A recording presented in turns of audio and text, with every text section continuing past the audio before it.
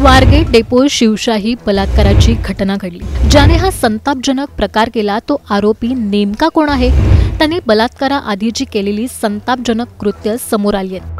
दत्तात्रय गाडे असे नाव असणाऱ्या या संशयित आरोपीची कच्च्या चिठ्ठी पोलिसांनी शोधून काढली आहे। त्यातून दत्तात्रय गाडेची अख्खी कुंडलीच नेमकी काय आहे, त्याने काय काय काळी कृत्य केली आहेत, तो नेमका कोण आहे, राहायला कुठे, त्याच्या घरी कोण कोण असतं, या सगळ्या प्रश्नांची उत्तरं या व्हिडिओतून जाणून घेऊया। त्यासाठी हा व्हिडिओ शेवटपर्यंत पाहत राहा। टाइम्स नाऊ मराठीला फॉलो आणि सबस्क्राइब करायला विसरू नका।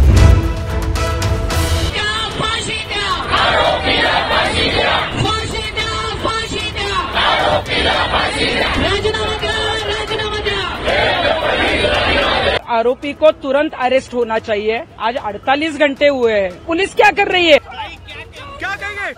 क्या कहेंगे?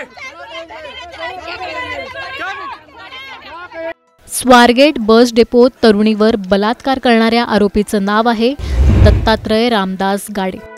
तो शिरूर तालुक्यातल्या गुणाड गावचा आहे। त्याच्यावर बलात्काराआधी वेगवेगळे गुन्हेही दाखल आहेत। लूटमारीसाठी दत्तात्रय गाडे कुप्रसिद्ध आहे।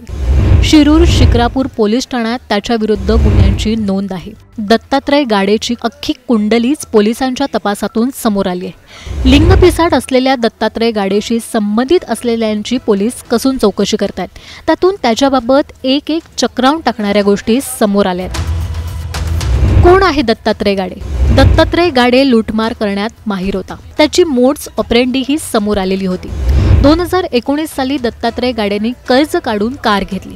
या कारमधून तो पुणे नगर मार्गावर प्रवासी वाहतूक करायचा। त्याचवेळी अंगावर जास्त दागिने असलेली महिलेला टार्गेट करायचा। एखादी दागदागिने घालून असलेली एकटी दुकटी वृद्ध महिला तो हेरायचा, त्यांना लिफ्ट द्यायचा आणि लुटीचा डाव साधायचा। घरून जेवणाचा डबा घ्यायचा आहे, थोडं शॉर्टकटने जाऊ असं सांगायचा आणि आडमार्गे आजूबाजूला कुणीच नाही हे पाहून चाकूचा धाक महिलांना दाखवायचा। महिलांच्या अंगावरचे दागिने काढून घ्यायचा, महिलेला त्याच जागी सोडून देत पसार व्हायचा। याच प्रकरणात एकदा दत्तात्रय गाडेला पुणे पोलिसांनी अटकही केली होती। तेव्हा त्याच्याकडून 6 गुन्हे उघडकीस आले होते असं सांगितलं जातं। 12 तोळं सोनं तेव्हा दत्तात्रय गाडेकडून जप्त करण्यात आलं होतं। गुणाड गावात राहणाऱ्या गाडे कुटुंबियांची परिस्थिती बेताचीच। गावात त्यांचं पत्र्याचं छत असलेलं घर आहे, तर वडिलोपार्जित 3 एकर जमीन असल्याचंही मीडिया रिपोर्ट्समध्ये म्हटलंय। दत्तात्रयचे आई वडील शेतात काम करतात। त्याला एक भाऊ आहे, पत्नी आणि लहान मूल असं परिवारही आहे। पण पहिल्यापासूनच तो उन्हाडक्या करत फिरत असल्याचं सांगितलं जातं। झटपट पैसे कमवण्याच्या नादात त्याने नको ते भलते सलते उद्योग केलेत। निवडणुकीच्या काळात राजकीय पुढाऱ्यांसोबत त्याचे फोटोही व्हायरल झालेले होते।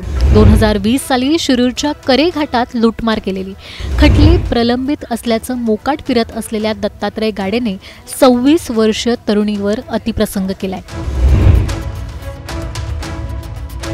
भोरमधली दत्तात्रय गाडेच्या एका मैत्रिणीने सांगितलं की तो तिला सारखा फोन करायचा। एका कॉमन मैत्रिणीशी पॅचअप करून देण्यासाठी तो या मैत्रिणीच्या मागे लागला होता, असंही पोलिसांच्या तपासातून समोर आल्याचं वृत्त एबीपी माझाने दिले। आतापर्यंत दत्तात्रय गाडेच्या 10 मित्रमैत्रिणींची चौकशी करण्यात आली आहे। दत्तात्रय गाडे सध्या फरार आहे। पण स्वारगेट प्रकरणामुळे एक शंका घेतली जाते, त्याने हे कृत्य पहिल्यांदाच केलंय की याआधीही त्याने अनेकींना आपली शिकार बनवलंय। तुम्हाला याबद्दल काय वाटतं हे कमेंट करून नक्की सांगा। आणि स्वारगेट एसटी डेपो प्रवाशांसाठी की अय्याशी करणाऱ्यांसाठी असा संतप्त सवाल उपस्थित करणारा हा व्हिडिओही बघायला विसरू नका।